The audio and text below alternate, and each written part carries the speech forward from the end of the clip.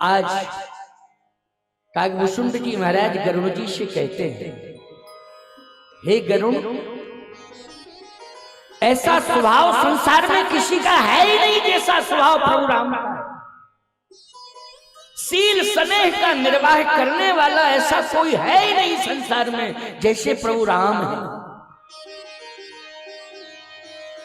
इसलिए राम से जुड़ो, उद्धार निश्चित होगा।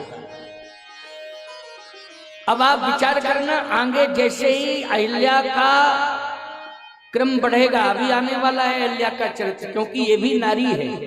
भगवान राम को 3 नारियां मिली हैं इस यात्रा में। अयोध्या से लेकर के मिथिला तक की यात्रा में 3 नारियां मिली हैं। पहली नारी के रूप में ताड़का, दूसरी नारी के रूप में अहिल्या और तीसरी नारी के रूप में स्वयं जगत जननी जानकी माता मिली हैं। ये तीसरी नारी की, और तीनों के साथ भगवान का किस तरह का व्यवहार चलता है इस पर विचार करो। सबसे पहले ताड़का का मरण किया, दूसरे नंबर पर अहिल्या का तरण किया और तीसरे नंबर पर जानकी का वरण किया है। यही सिस्टम अयोध्या से मिथिला तक का है। वरण किया और वरण करके बस चले आए वापस। लेकिन अभी तो जा रहे हैं, अभी वरण हुआ कहां है ये तो मैंने संकेत दिया है। लेकिन ताड़का का उद्धार हो गया। दीन जानते निजपद दीना। मारी स्वभाव को पता चला कि मेरी मां का वध हो गया। मारी स्वभाव ने कहा, जिसने मेरी मां का वध किया है हम बदला लेंगे। आजकल बदले वाली भावना आ जाती है ना कि तुमने मेरे साथ जैसा व्यवहार किया हम वैसा ही करेंगे तुम्हारे साथ। लेकिन एक बात आपको बता दें, बदला लेने वाला महान है कि इस घटना को परमात्मा पर छोड़ देने वाला महान है। मैं तो कहता हूं भगवान के ऊपर छोड़ दे कि जो जिसने किया है कर्म वैसा भगवान फल देगा। तो निश्चित रूप से भगवान आपके साथ होगा। और यदि आपने बदला लेने की बात सोच ली तो भगवान यही कहेगा, लड़ो दोनों, मारो, हमें क्या। जब तुम अपने आप जिम्मेदारी ले रहे हो तो क्या किया जाए। एक घटना आपको सुनाए, बहुत अच्छी बात है, जरा सावधान हो जाओ, चेतावनी दे रहा हूं, सावधान हो जाओ। एक महात्मा नदी में स्नान कर रहे थे। सुनो, बड़ी अच्छी बात है, तुम सबके लिए प्रेरणादायी बात है ये। एक महात्मा नदी में स्नान कर रहे थे। अब जब नदी में स्नान किए महात्मा ने, तो महात्मा चल दिए स्नान करके। हाथ में एक डंडा था, महात्मा की लाठी थी। स्नान करके चल दिए। अब जैसे स्नान करके चले तो थोड़ा आगे बढ़े तो नदी के किनारे कुछ वस्त्र सूख रहे थे। महात्मा ने नहीं देखा और वो वस्त्र जो है महात्मा के पैर के नीचे आ गए। तो जो वस्त्र धोने वाला धोबी था उसने कहा, है बाबा,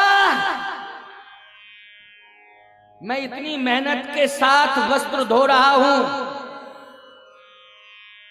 ये तुम क्या कर रहे हो। अच्छा, पता नहीं महात्मा किस मूड में थे, वो सुने नहीं, चले गए। अब जब चलते ही गए, चलते ही गए, चलते ही गए, तो याद रखना उस धोबी को इतना क्रोध आया कि वो धोबी जो है महात्मा के पीछे जिस मुकद्दर से कपड़े धो रहा था वही मुकद्दर लेके दौड़ पड़ा। लक्ष्मी जी ने कहा, दौड़ो दौड़ो दौड़ो, महात्मा मरा जाता है, दौड़ो। ये मुकद्दर जो है कहीं महात्मा की खोपड़ी पर पड़ गया तो प्राण नहीं बचेंगे। दौड़ो दौड़ो, प्रभु क्या कर रहे हो। भगवान ने कहा गरुण से, गरुण ले चलो। गरुण बोले, हाँ प्रभु लेके चलता हूं। बस इतने में महात्मा ने देखा तो महात्मा ने भी अपनी लाठी उठाई, धोबी ने अपनी लाठी उठाई। गरुड़ से कहा भगवान ने लौटाओ। कहा क्यों? बोले एक भी महात्मा नहीं है, दोनों ही धोबी हैं, लड़ रहे हैं आपस में। महात्मा एक भी नहीं है। क्यों भाई? एक भी महात्मा नहीं है, लड़ने दो। ईमानदारी के साथ बताओ, अगर पलटवार नहीं करता महात्मा तो भगवान आके पनिशमेंट देते कि नहीं देते जो महात्मा पे वार करता? भगवान ने कहा जब दोनों ने अपनी जिम्मेवारी अपने हाथ में ले ली है तो हमें क्या लेना देना। गरुड़ जी से कहा बैठो शांति से, और लक्ष्मी जी से कहा कि हमको आराम करने दो, परेशान ज्यादा करती हो, आराम करने दो हमको। कहने का तात्पर्य मेरा ये है कि स्वभाव को बदलना है। जैसा स्वभाव तुम्हारा है, अगर उसमें कहीं गुण की विशेषता है तो वही स्वभाव अच्छा है, लेकिन यदि अवगुण का आधिक्य है उसमें तो ऐसे स्वभाव को परिवर्तित करना बहुत आवश्यक है। स्वभाव बदलने की जरूरत है। जो लोग ये कहते हैं प्रतिशोध प्रतिशोध प्रतिशोध, याद रखना उन्हीं के यहां विनाश होता है। मैं एक बात आपसे पूछ रहा हूं, बदला लेने की भावना आप सोचते जैसे कुत्ते ने आपके काटा, कुत्ते है उसने काट लिया, तो आप क्या करोगे? बचोगे कि कुत्ते को काटोगे? इसने हमको काटा, ये काटेंगे? क्या मतलब निकला बोलो भाई? अगर काटने वाला कुत्ता है उससे बचना है, रास्ता चेंज करना है। बोलो भाई, क्योंकि काटने वाला कुत्ता है उसका क्या होगा? बोले वो काटने वाले कुत्ते के मस्तिष्क में कीड़े पड़ेंगे, लोग लाठी डंडा मार के उसको निपटा देंगे।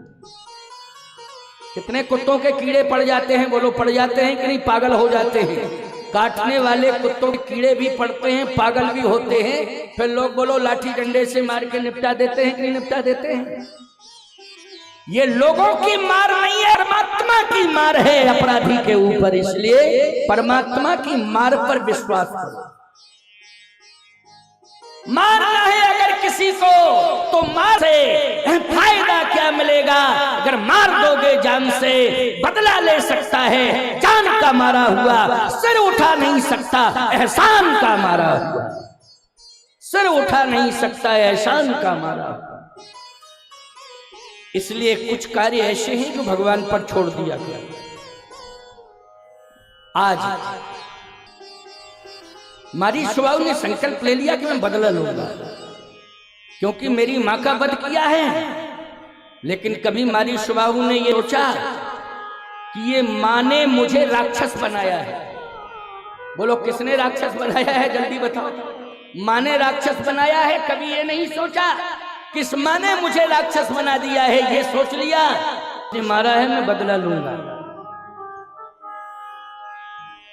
अब जैसे ही विश्वामित्र जी महाराज राम लक्ष्मण को अपने सिद्धाश्रम में ले गए बक्सर में,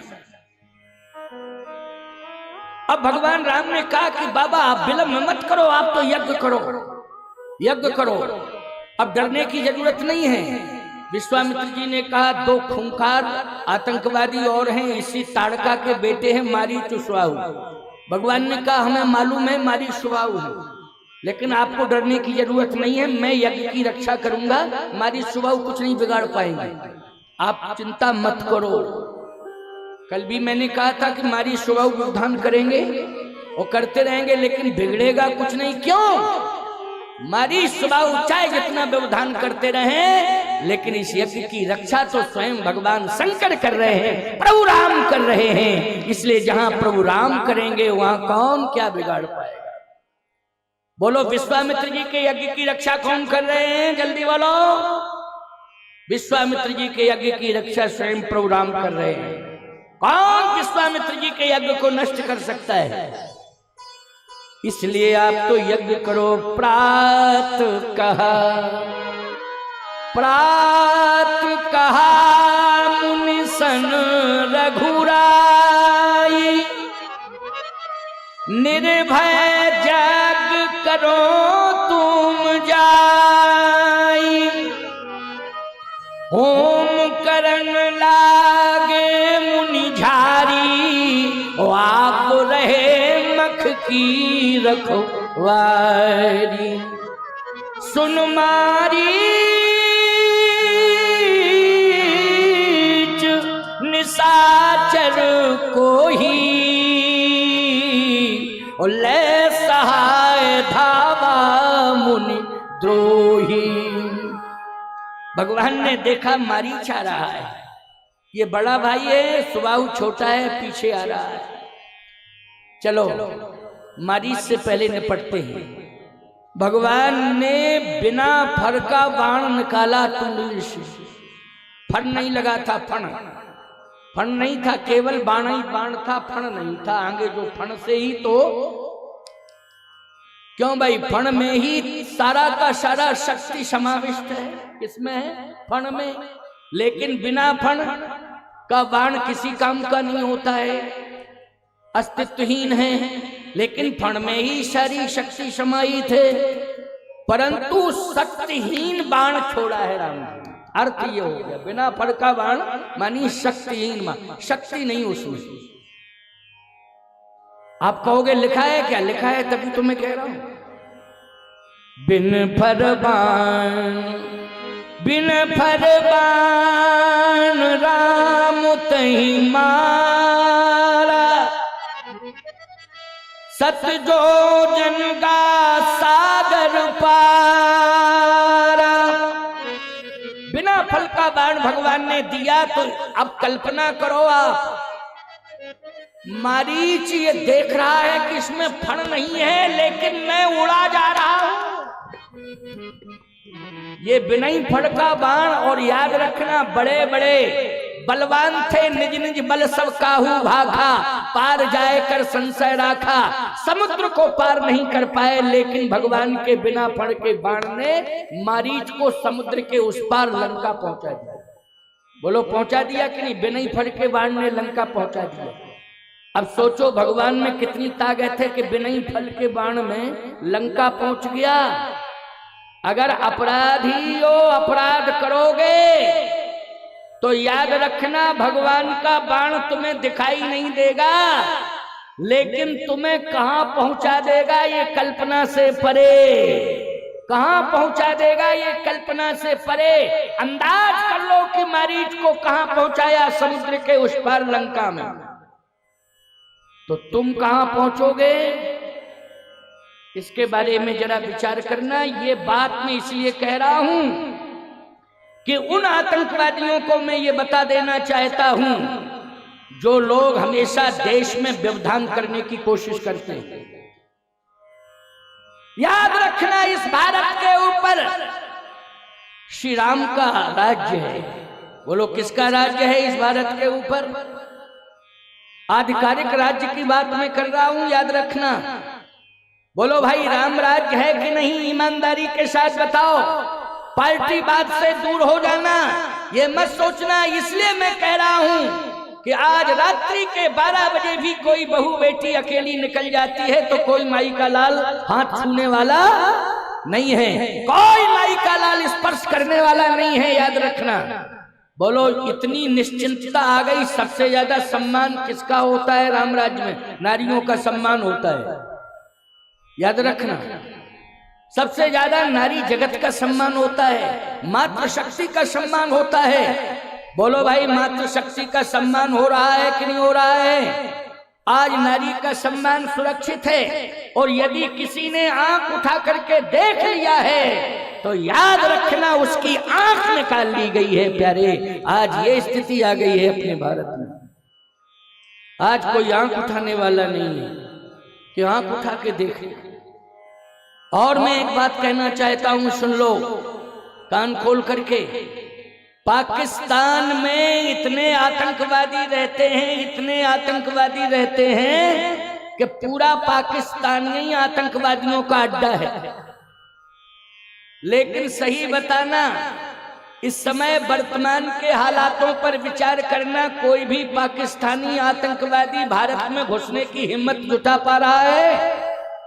बोलो यदि कोई पाकिस्तानी आतंकवादी घुसने की हिम्मत जुटाया हो, अभी तात्कालिक परिस्थितियों में तो मुझे उत्तर चाहिए।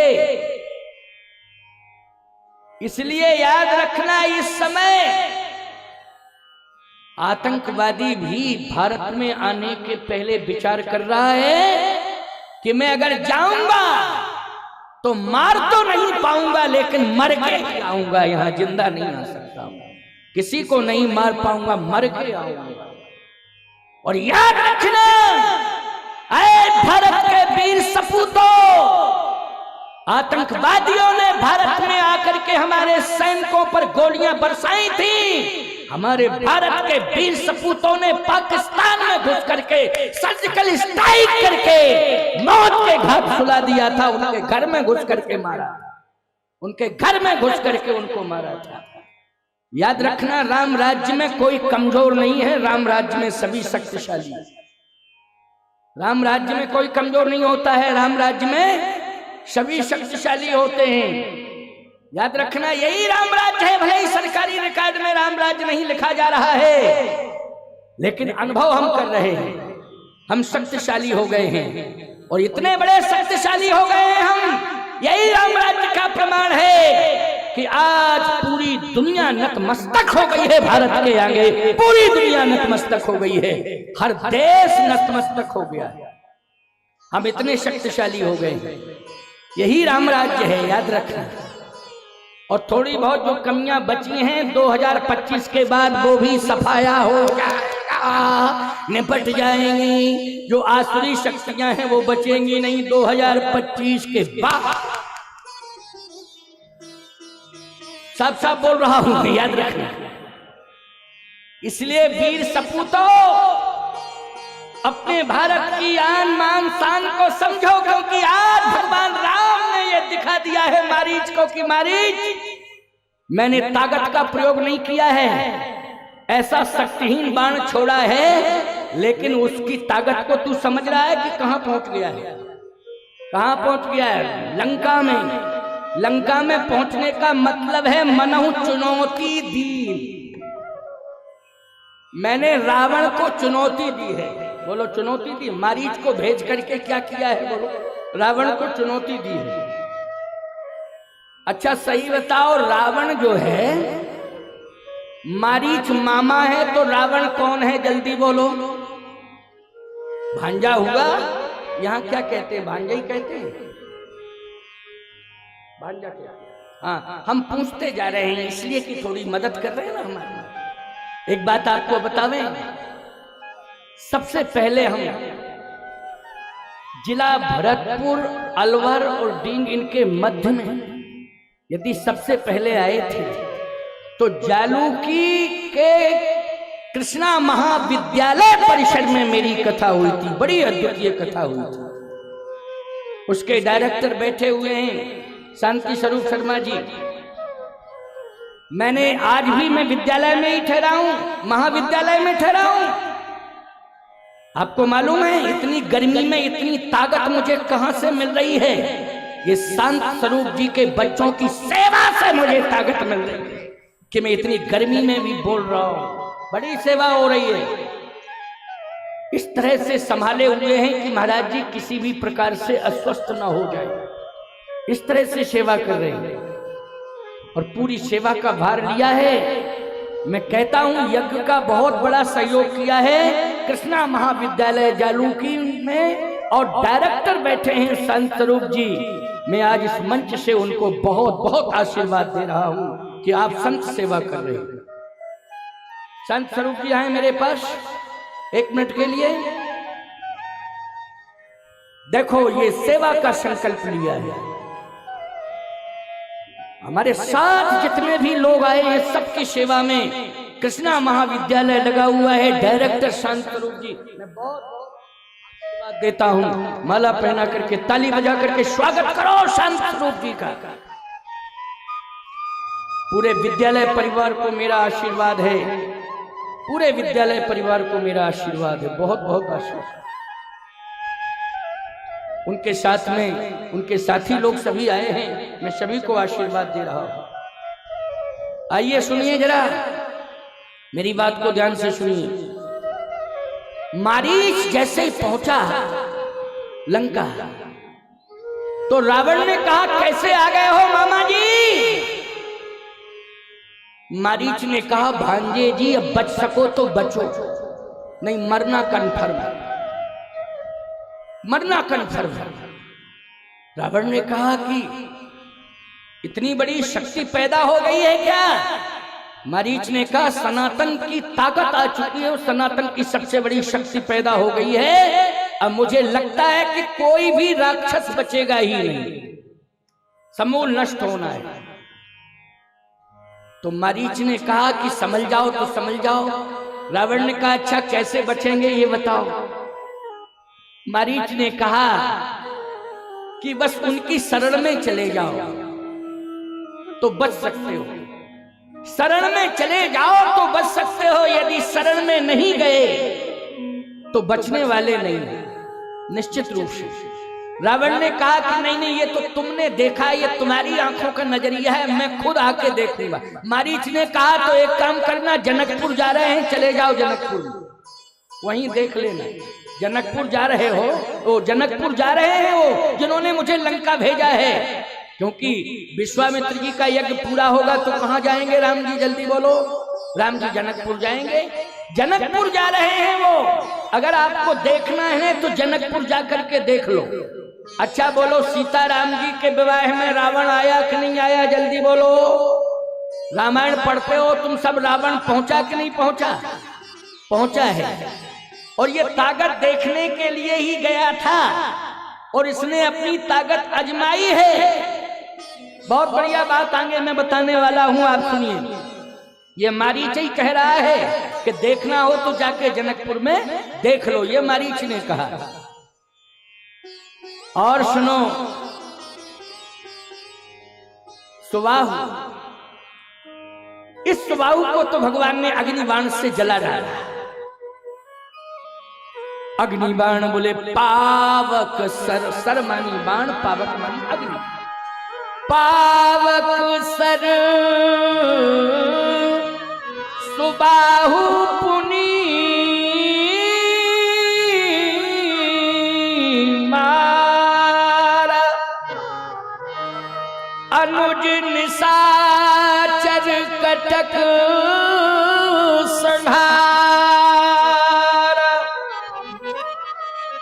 अग्निबाण से सुबाहु को जला दिया। जितनी भी सेना आई थी साथ में, लक्ष्मण जी महाराज ने उस सेना को समाप्त कर दिया। ये पहली चुनौती है रावण के लिए, पहली चुनौती, पहला संकेत है ये, पहली चुनौती। अब विश्वामित्र जी महाराज का यज्ञ संपन्न हो गया, विश्वामित्र जी प्रसन्न हो गए। कहा प्रभु राम, हे राम आपने हमारा यज्ञ सफल कर दिया है, मैं बहुत प्रसन्न हूं। भगवान राम ने कहा आपका यज्ञ तो सफल हो गया, लेकिन हमारा यज्ञ भी तो कराओ सफल। विश्वामित्र जी ने कहा राम तुम्हारा यज्ञ, हाँ मेरा यज्ञ, मैंने आपके यज्ञ को सफल कराया है, आप मेरे यज्ञ को सफल कराइए। देखो महात्मा और परमात्मा दोनों एक दूसरे के पूरक है। यदि परमात्मा महात्मा का कार्य करता है तो महात्मा परमात्मा का कार्य करता है।